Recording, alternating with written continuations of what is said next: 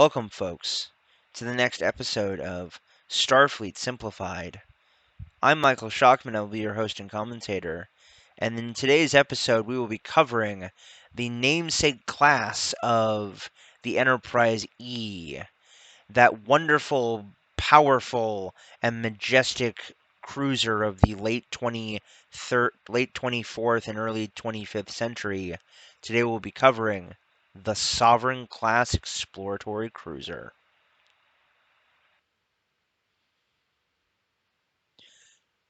The Sovereign project was one of three main forays into the field of new defensive technologies initially intended for use against the Borg. USS Sovereign, NX 73811, was herself still in the design phase during the Battle of Wolf 359 and began its actual space trials in 2369. Initial production of the Sovereign class began at the ASDB integration facility on Utopia Planitia, Mars, with final compartmentalization at the San Francisco Fleet Yards on Earth, where it continues to this day. Long-term production plans are anticipated to include both the Antares Fleet Yards, the Antares 4 Fleet Yards, and the new Aberdeen Fleet Yard on Aldebaran. Heavily armed, the design philosophy of the Sovereign class was shaped by the discovery of the Borg. The Sovereign project attempted to push the envelope as far as possible when it came to computer power, shielding, armament, and system capabilities. Two forward and two aft rapid torpedo launcher systems are coupled with uh, 12 Type 12 advanced phaser emitters. The Type 12 phaser arrays are the most powerful phaser systems to be installed aboard a Federation starship to date, capable of delivering crippling blows to enemy ships and enemy shields and armor. With her defensive capabilities and speed, the Sovereign class has begun replacing the venerable Excelsior class as a multi-purpose vessel capable of rapidly answering crises within the Federation or along its borders, which in turn has allowed the larger Galaxy-class starships to return to their original mandate of deep space exploration. As for the specifications, kind of diving into things a little bit more, ladies and gentlemen, this ship is not necessarily, it is smaller, but it is not it is a different shape than the Galaxy. If the Galaxy is the big chunky boy or girl in this case of space exploration, the Sovereign is more like a slender ballerina, gender neutral as it may be, and is definitely more if the like and again if the Galaxy class is all about pushing power into something, the if the Galaxy class is a sledgehammer, the Sovereign is a scalpel. um, it is an exploratory type cruiser. It is built primarily on the ASDB integration facility on the San Francisco Fleet Yards on Earth. It has a length of roughly 685 meters. It's got a width of 251 meters, roughly, and it has a height of roughly 88 meters.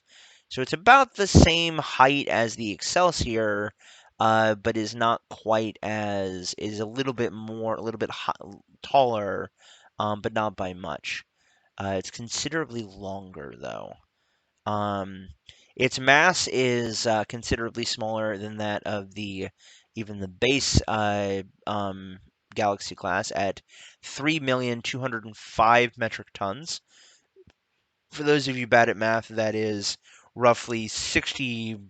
It's basically 6.41 million, 6.41 million or 6.41 billion pounds, which is interesting.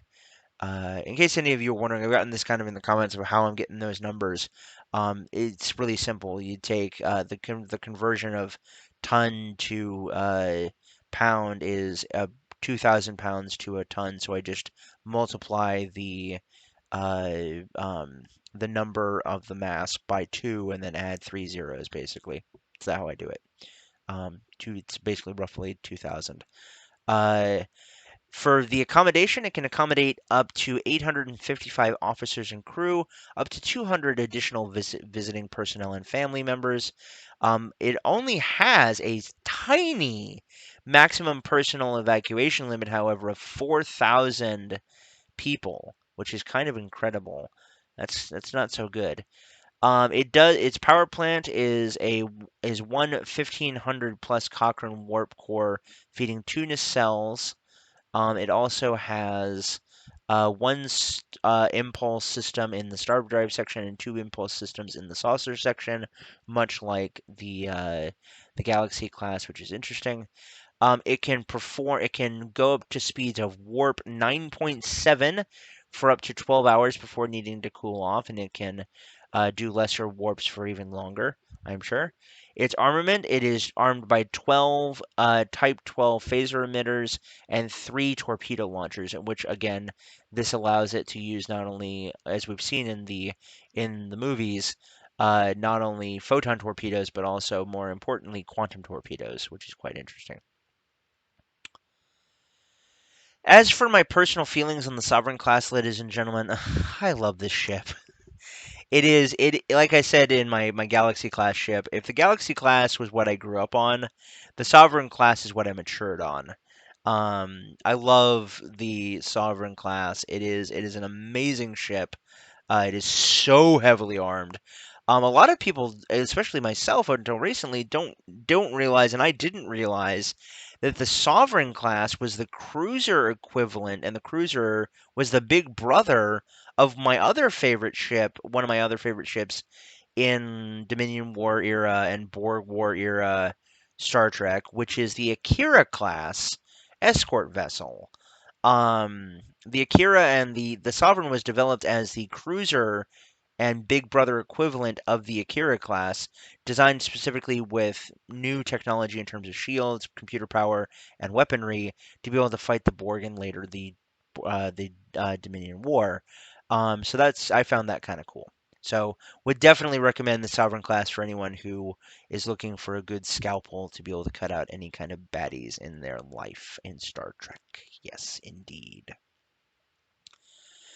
Anyway, ladies and gentlemen, that's going to about do it for today's episode. Hope you enjoyed. If you did, please be sure to like the video and stay tuned for the outro where you can find out how to support my work. Stay tuned for next week's episode when we cover the Constitution class of the early to mid 23rd century. Um, uh, Era of Trek, that being under Captain Kirk, and earlier than him, Captain Christopher Pike. Uh, Stay tuned for that. Yeah, looking forward to it.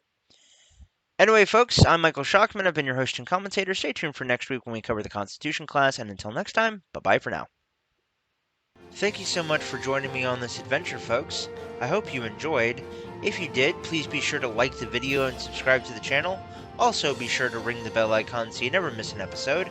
Lastly, if you liked my work and you want to help support my channels, you can now do so on Patreon, where for as little as $4 a month, you get access to a load of cool content and much more. Thanks so much, ladies and gentlemen. I'm Michael Schockman, and until next time, remember, keep it real, keep it safe, keep it healthy, and we will see you guys again soon in the next one. Peace off, everybody.